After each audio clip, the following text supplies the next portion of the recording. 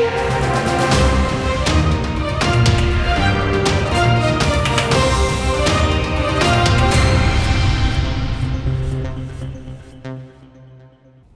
आप देख रहे हैं बिग न्यूज बिग शो। मैं हूं आपके साथ Mukesh Rajput. Big news big show में आज भी हम उन तमाम बड़ी खबरों का विश्लेषण करने जा रहे हैं जिनका सरोकार आपसे है। बिग न्यूज बिग शो में आज हम देश में जो गर्मी बढ़ रही है, हीट वेव से आपको क्या क्या नुकसान हो सकते हैं और इस हीट वेव से बच्चों को बचाने के लिए हरियाणा के स्कूलों में क्या फरमान जारी किया गया है, इसको हम विस्तार से समझने की कोशिश करेंगे। लोकसभा चुनाव पूरे देश में चल रहा है। आज दिन भर कौन कौन सी बड़ी घटनाएं हुई और कहां पर चुनावी प्रचार किया गया, इस पर नज़र डालेंगे।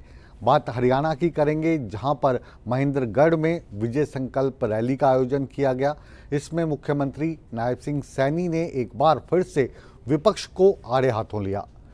वहीं गुरुग्राम की बात करेंगे तो यहाँ पर पूर्व मुख्यमंत्री मनोहर लाल खट्टर साहब ने विपक्ष की पोल खोली और लोकसभा के लिए रणनीति बनाई। लोकसभा की बात होगी तो कन्नौज सीट का जिक्र आज बार बार क्यों होता रहा, इस पर भी नज़र डालेंगे। कन्नौज सीट के जो समीकरण हैं उसके बदलने के मायने क्या हैं और ये सीट इतनी ज़रूरी क्यों है, ये जानने की कोशिश करेंगे। बात स्टार प्रचारक नरेंद्र मोदी की होगी। इनका मेगा प्रचार आज यूपी में रहा। इन्होंने 3 रैलियां की, यूपी के आगरा, शाहजहांपुर और बरेली में। इन रैली में आज क्या खास रहा और जो आरोप प्रधानमंत्री पर लग रहे हैं, उन आरोपों का इन रैली के माध्यम से उन्होंने क्या जवाब दिया, ये भी ज़रूर देखिएगा। और साथ ही साथ हम आज आपको बताने जा रहे हैं बिग न्यूज़ बिग शो की पहली खबर।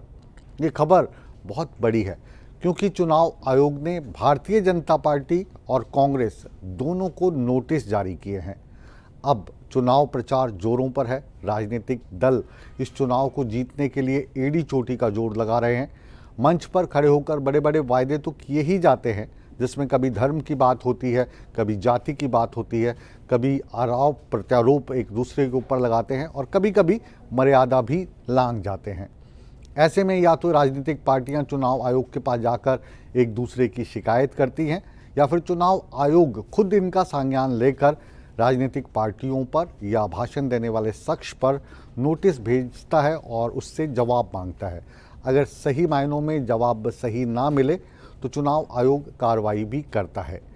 आज भारतीय जनता पार्टी और कांग्रेस को नोटिस क्यों दिया गया, इस नोटिस में क्या लिखा है और ये जो दोनों बड़े दल हैं, नोटिस जारी होने के बाद इनकी प्रतिक्रिया क्या रही, देखिए हमारी इस खास रिपोर्ट में।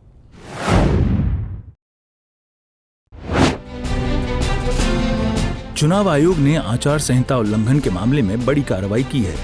इलेक्शन कमीशन ने गुरुवार को कांग्रेस और बीजेपी अध्यक्ष से प्रधानमंत्री नरेंद्र मोदी और राहुल गांधी के बयान पर जवाब मांगा है। आयोग ने मोदी और राहुल के भाषणों के खिलाफ की गई शिकायतों पर नोटिस भेजा है।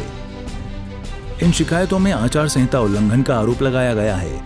शिकायत में कहा गया है कि ये लीडर्स धर्म, जाति, समुदाय और भाषा के आधार पर लोगों में नफरत फैलाने और उन्हें बांटने का काम कर रहे हैं। आयोग ने दोनों पार्टियों के अध्यक्ष से इस मामले में 29 अप्रैल सुबह 11 बजे तक जवाब मांगा है। इलेक्शन कमीशन ने जनप्रतिनिधि कानून के सेक्शन 77 के तहत दोनों पार्टियों के अध्यक्षों को नोटिस भेजा। आयोग ने स्टार प्रचारकों की फौज उतारने के लिए पहली नजर में पार्टी अध्यक्षों को ही जिम्मेदार ठहराया है। चुनाव आयोग ने कहा, अपने प्रत्याशियों के कामों के लिए राजनीतिक दलों को ही पहली जिम्मेदारी उठानी चाहिए। खास तौर पर स्टार कैंपेनर्स के मामले में ऊंचे पदों पर बैठे लोगों के चुनावी भाषणों का असर ज्यादा गंभीर होता है। बीजेपी ने सोमवार को चुनाव आयोग से कहा कि कांग्रेस नेता राहुल गांधी देश में गरीबी बढ़ने का झूठा दावा कर रहे हैं, देश को भाषा के आधार पर उत्तर दक्षिण में बांट रहे हैं, उनके खिलाफ सख्त कदम उठाया जाए। दूसरी तरफ कांग्रेस ने सोमवार को आयोग से शिकायत की थी कि पीएम मोदी के संपत्ति का बंटवारा वाले बयान पर एक्शन लें। कांग्रेस ने इस बयान को विभाजनकारी, दुर्भावना से भरा और समुदाय विशेष को टारगेट करने वाला बताया था। खैर, अब देखने वाली बात होगी बीजेपी और कांग्रेस की तरफ से चुनाव आयोग को क्या जवाब दिया जाता है। सूर्य समाचार के लिए ब्यूरो रिपोर्ट। कहते हैं देश की सत्ता का रास्ता उत्तर प्रदेश से होकर गुजरता है, इसलिए सभी दल उत्तर प्रदेश को विशेष अहमियत देते हैं। भारतीय जनता पार्टी इस बार भी उत्तर प्रदेश को खास अहमियत दे रही है और इस बार वो सभी की सभी सीटें जीतने का दावा कर रही है। उत्तर प्रदेश में कुल 80 लोकसभा की सीट हैं। भारतीय जनता पार्टी का दावा है कि इस बार वो 80 की 80 सीटें जीतेगी। प्रधानमंत्री नरेंद्र मोदी इस सपने को पूरा करने के लिए लगातार उत्तर प्रदेश में चुनाव प्रचार कर रहे हैं। आज की हम बात करें तो उत्तर प्रदेश के 3 बड़े ज़िलों में प्रधानमंत्री नरेंद्र मोदी ने रैलियां की और इन रैलियों में उन्होंने बताया कि कांग्रेस का इतिहास क्या रहा है और आगे जो कांग्रेस का मैनिफेस्टो है इसको लेकर आने वाले समय में अगर कांग्रेस या इंडिया गठबंधन जीतता है तो देश को किस तरीके से ये नुकसान पहुंचा सकता है या जो इनकी रणनीति है वो आम लोगों के खिलाफ कैसी है, अपने अंदाज में उन्होंने समझाने की कोशिश की।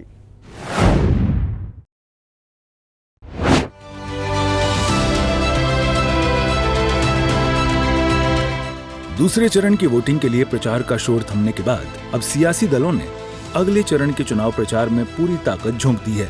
प्रधानमंत्री नरेंद्र मोदी ने यूपी से लेकर मध्य प्रदेश तक ताबड़तोड़ रैलियां की। सबसे पहले एमपी के मुरैना में प्रधानमंत्री ने चुनावी हुंकार भरी। कांग्रेस की पॉलिसी है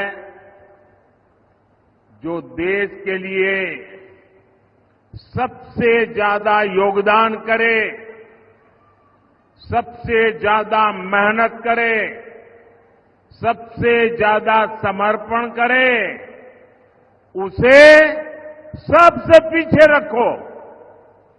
इसलिए कांग्रेस ने इतने वर्षों तक सेना के जवानों की 1 रैंक 1 पेंशन जैसी मांग पूरी नहीं होने दी। हमने सरकार बनते ही 1 रैंक 1 पेंशन को लागू किया।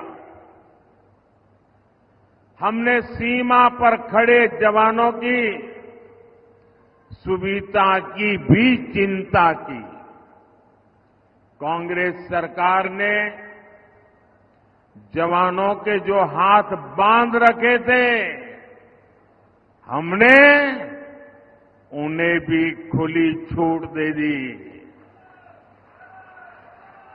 हमने कहा अगर 1 गोली आती है 10 गोली चलनी चाहिए। उसके बाद प्रधानमंत्री ने यूपी के आगरा का रुख किया। उन्होंने कांग्रेस पर संविधान का अपमान करने का आरोप लगाया। कांग्रेस एक ऐसी पार्टी है जो आए दिन बाबा साहब का अपमान करती है, संविधान का अपमान करती है और सामाजिक न्याय की तो धज्जियां उड़ा देती है, लीरे लीरे उड़ा देती है। इसी कांग्रेस ने कभी कर्नाटका में, कभी आंध्र प्रदेश में, कभी अपने घोषणा पत्र में बार बार धर्म के आधार पर आरक्षण की वकालत की। देश का संविधान, देश की अदालतें कांग्रेस को ऐसा करने से बार बार मना कर चुकी है। उनकी हर बात को देश के न्यायपालिका ने ठुकरा दिया है और इसलिए अब कांग्रेस ने पिछले दरवाजे से खेल खेलना शुरू किया है। बरेली जिले के आंवला लोकसभा में प्रधानमंत्री ने इंडी गठबंधन पर करारा प्रहार किया और कहा कि इंडी गठबंधन तुष्टीकरण के लिए किसी भी हद तक जा सकता है। और पुरातत्वविदों का कहना है कि भगवान श्री कृष्ण वाली द्वारिका है वो उस किसी जमाने में पानी में डूब गई, वो पानी के नीचे है। तो मैं बड़ी श्रद्धा के साथ समंदर में गया, बहुत नीचे गया, प्रभु श्री कृष्ण के उस द्वारिका के उन पत्थरों को स्पर्श करके आशीर्वाद लेने के लिए मैं वहां गया। लेकिन कांग्रेस के शाहजादे ने उसका भी मजाक उड़ाया।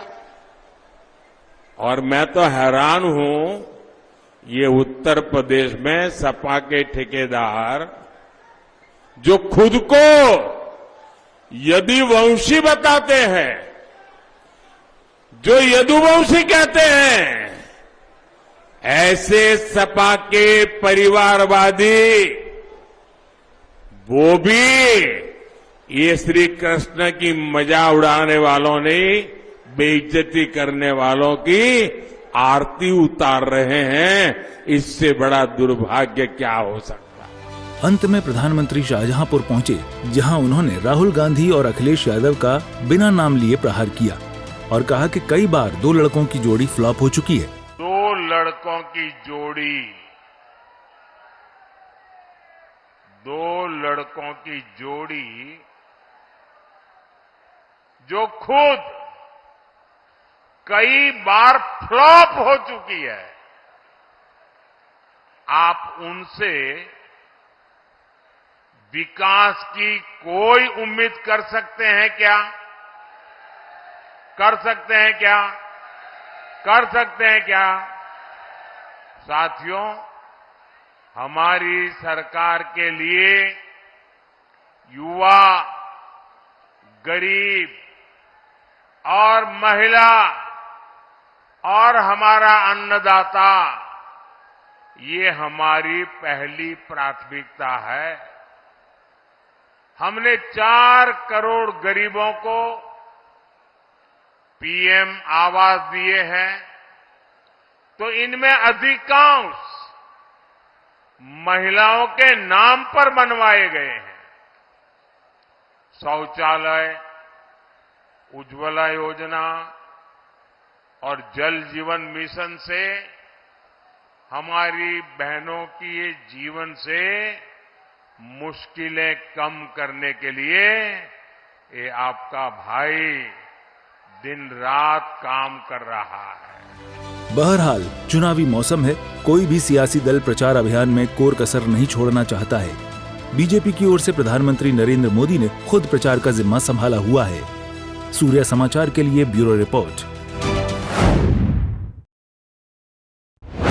उत्तर प्रदेश की बात को ही आगे बढ़ाते हुए अब बात करते हैं कन्नौज सीट की। उत्तर प्रदेश में इंडिया गठबंधन के तहत समाजवादी पार्टी और कांग्रेस पार्टी मिलकर चुनाव लड़ रहे हैं और इस महागठबंधन के लिए कन्नौज सीट लगातार चर्चा में रही है। आज इस सीट पर फिर समीकरण बदले हैं। समाजवादी पार्टी का ये गढ़ मानी जाती है कन्नौज सीट और लोकसभा चुनाव में बार बार इसमें उम्मीदवार को बदला जा रहा है। सपा की ओर से अब कन्नौज सीट पर दावेदार बनाया गया है। इस कन्नौज सीट को लेकर क्या महागठबंधन में कोई समीकरण बदल गए हैं और इसके पीछे का राज क्या है, और अगर समीकरण बदलते हैं तो इसका नफा नुकसान क्या होगा, इसको आंकने की कोशिश है हमारी ये खास रिपोर्ट।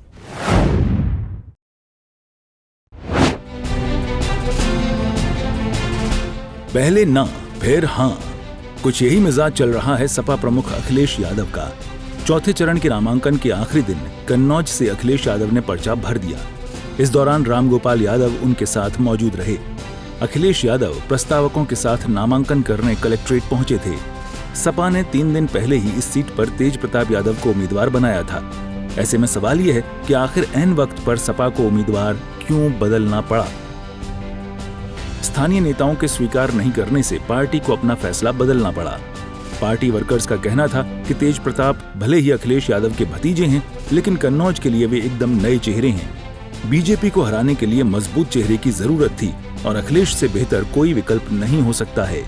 अखिलेश यहां के लिए लंबे समय तक संभावित उम्मीदवार भी रहे हैं। अब कन्नौज लोकसभा सीट और उसका समीकरण भी आपको समझाते हैं।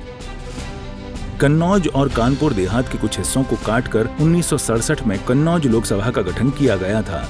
इस सीट से कद्दावर समाजवादी नेता राम मनोहर लोहिया पहली बार सांसद चुने गए थे।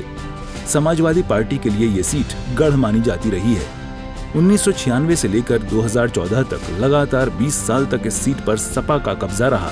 अखिलेश ने इस सीट से अपनी सियासी करियर की शुरुआत की थी। 2012 में मुख्यमंत्री बनने के बाद अखिलेश ने जब यहां से इस्तीफा दिया तो पार्टी की तरफ से डिंपल को मैदान में उतारा गया था। डिंपल यादव यहां से निर्विरोध चुनाव जीती थीं। मैं अपने प्रेस के साथियों का और हमारे साथ पार्टी का कन्नौज के जिम्मेदार सभी नेता कार्यकर्ता और बड़ी संख्या में यहाँ के लोगों की भावना ये थी कि समाजवादी पार्टी की तरफ से मुझे चुनाव लड़ाया जाए। मैं जनता का आभार प्रकट करता हूं, यहाँ के अपने कार्यकर्ता साथी जिन्होंने मुझे इस बात के लिए कहा कि आपको कन्नौज में दोबारा एक बार फिर लड़ना चाहिए। मुझे उम्मीद है यहाँ की जनता का मुझे आशीर्वाद मिलेगा। गौर करने वाली बात है कि लोकसभा चुनाव के लिए टिकट बांटने में सपा बहुत ज्यादा कंफ्यूज दिख रही है। नतीजतन बार बार प्रत्याशियों को बदला जा रहा है।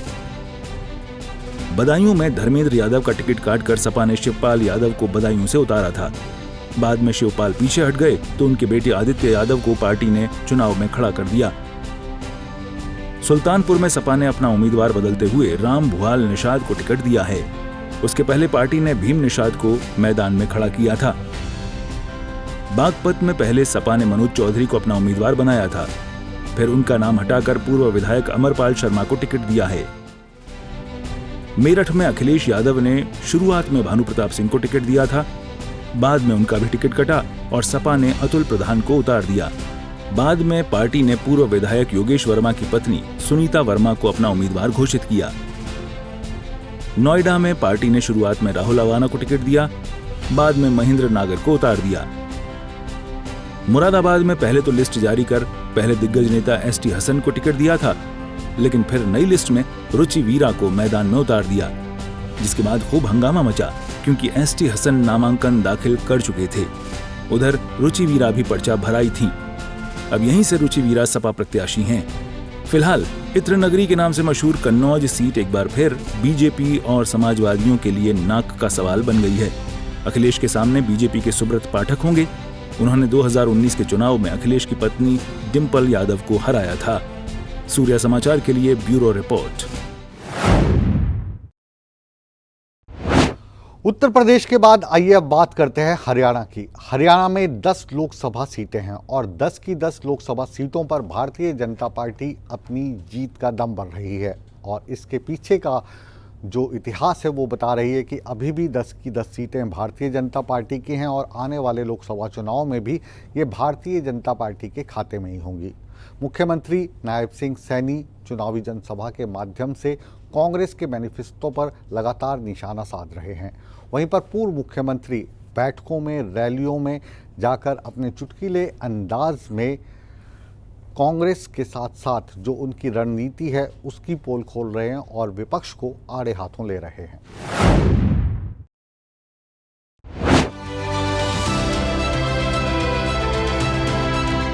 लोकसभा चुनाव को लेकर प्रचार प्रसार अपने चरम पर है।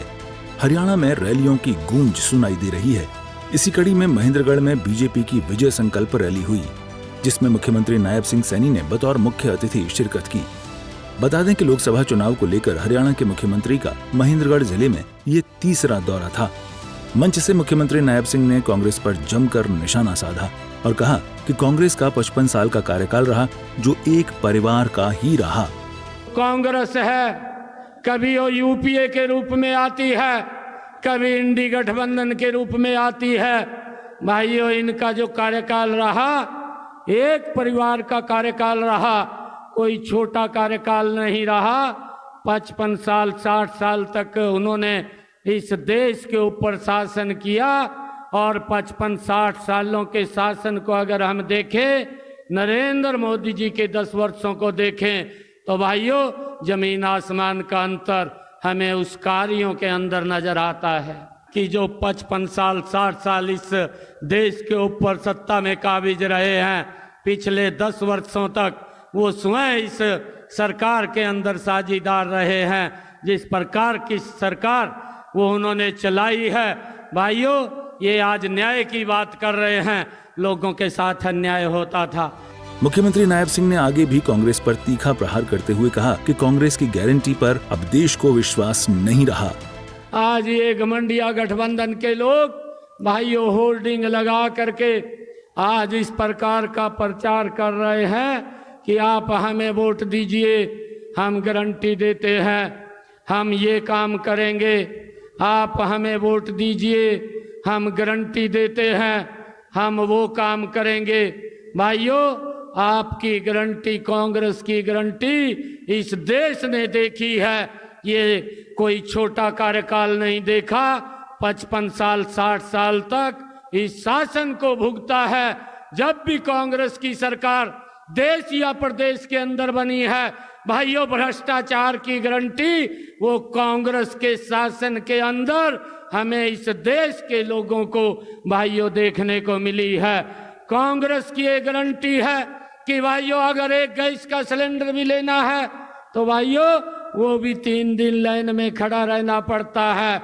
इस बात को देश नहीं भूला है। ये कांग्रेस की गारंटी है। और भाइयों, कांग्रेस की गारंटी है कि लोगों को लाइन में खड़ा करना और ये बातें तो करनी कि हम 24 घंटे बिजली देंगे, परंतु 4 घंटे बिजली भी हमें भाइयों पार्ट के अंदर देने का काम ये कांग्रेस के ही लोग करते थे। ये कांग्रेस की गारंटी है, परंतु इस गारंटी के ऊपर अब देश को विश्वास नहीं रहा। मुख्यमंत्री ने यह भी दावा किया कि कांग्रेस के राज में भेदभाव था, लेकिन बीजेपी ने इस भेदभाव को खत्म किया। कांग्रेस के समय के अंदर भेदभाव पनपता था। आज उस भेदभाव को भी हमारी इस डबल इंजन की सरकार ने उस भेदभाव को भी समाप्त किया है। मुझे ध्यान में है ये महेंद्रगढ़ की सरदारी बैठी है। भाइयों, कांग्रेस की सरकार थी, ये बोलते थे कि हम काम करेंगे, परंतु एक ही क्षेत्र तक विकास सिमट करके रह जाता था। महेंद्रगढ़ नारनौल तो देखता ही रहता था। ये कांग्रेस के समय में होता था। इस डबल इंजन की सरकार ने वो सम्मान वो युवाओं का भी बढ़ाने का काम किया।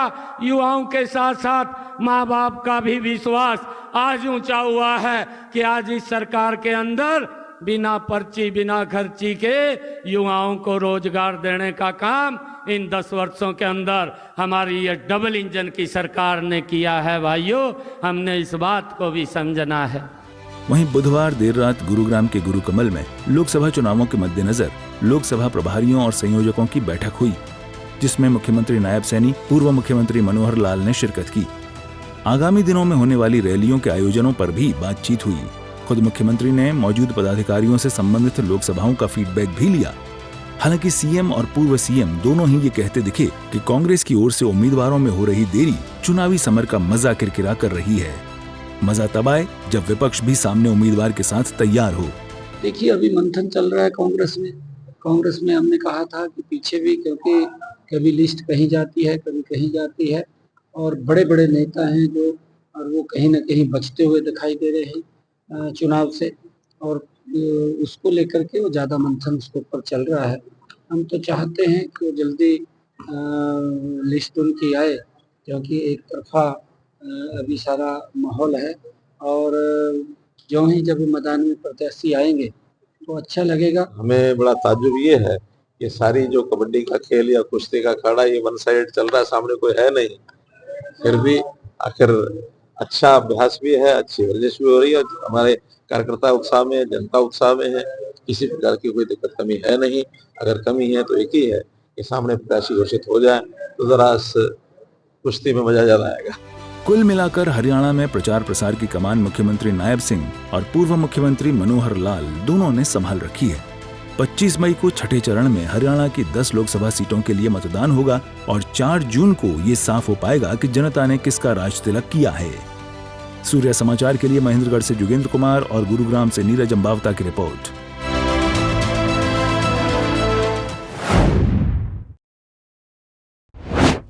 और अब बात करते हैं घंटी बजाओ फरमान की। अप्रैल के महीने में जो तापमान है वो सामान्य से ज़्यादा है और तापमान लगातार बढ़ता जा रहा है और हीट वेव के चलते यानी लू के चलते जो छोटे छोटे बच्चे स्कूलों में हैं उनको कैसे बचाया जाए, इसके लिए स्कूलों का प्रबंधन नए नए तरीके लुभा रहा है। अब अगर बच्चों को लू से बचाना है तो विभाग ने फरमान दिया है कि आप लगातार समय समय के बाद घंटी बजाएं और जब ये घंटी बजे तो बच्चों को पानी पीने के लिए दिया जाए ताकि उनको लू से बचाया जा सके। ये जो फरमान है इसको किस तरीके से स्कूलों में लागू किया जा रहा है और इस वक्त चुनावी तापमान के अलावा जो गर्मी वाला तापमान है वो किस तरीके से बढ़ा हुआ है, जानते हैं हमारी इस खास रिपोर्ट में।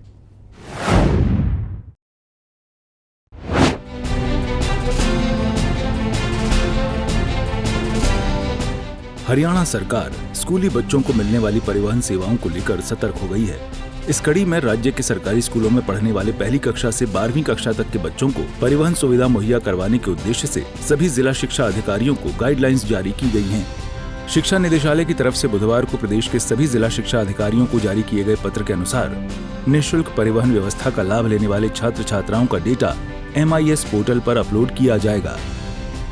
MIS पोर्टल पर ट्रांसपोर्ट लिंक पर अपलोड विद्यार्थियों की जानकारी होगी। ट्रांसपोर्ट लिंक पर वाहनों की सूची और रूट मैप होगा अपलोड। ये योजना प्रत्येक जिले के एक खंड में शुरू होगी। पहली से 12वीं तक के बच्चों को निःशुल्क परिवहन व्यवस्था का लाभ मिलेगा। पूर्व मुख्यमंत्री मनोहर लाल ने 16 जनवरी को योजना शुरू की थी। इसके साथ ही शिक्षा विभाग ने बढ़ती गर्मी को लेकर भी स्कूलों के लिए एडवाइजरी जारी की है। इसमें जिला शिक्षा अधिकारी, जिला मौलिक शिक्षा अधिकारी, खंड शिक्षा अधिकारी को अपने अधीन आने वाले स्कूलों पर इस गर्मी को देखते हुए पूरा ध्यान देना होगा। विद्यार्थियों को खुली धूप में न बिठाया जाए। किसी भी प्रकार का कार्यक्रम खुली धूप में न किया जाए। विद्यार्थियों के लिए साफ पीने के पानी की व्यवस्था। स्कूलों में पानी पीने के लिए घंटी बजाई जाएगी। स्कूल में रेड क्रॉस फंड से ORS पैकेट्स की व्यवस्था होगी। गर्मी से बचने के उपायों पर विद्यार्थियों के साथ चर्चा होगी। किसी भी आपात स्थिति में स्थानीय अस्पताल से संपर्क की सुविधा। खिड़की को रिफ्लेक्टर जैसे एल्यूमिनियम, पन्नी, गत्ते ढककर रखें। खिड़कियों और दरवाजों पर पर्दा लगाया जाए। मौसम विभाग के अनुमान पर अलर्ट रहें। गौरतलब है कि पिछले कुछ दिनों से प्रदेश में लगातार गर्मी का तापमान बढ़ रहा है, जिससे लोग काफी परेशान हैं। गर्मी से बचाव के लिए एक तरफ जहां लोग शीतल पेय का सहारा ले रहे हैं, वहीं दूसरी तरफ वे कड़ी धूप के बीच बाहर निकलने से बच रहे हैं, जिससे वे लू की चपेट में आने से बच सकें। सूर्य समाचार के लिए चंडीगढ़ से रवि चंदेल की रिपोर्ट।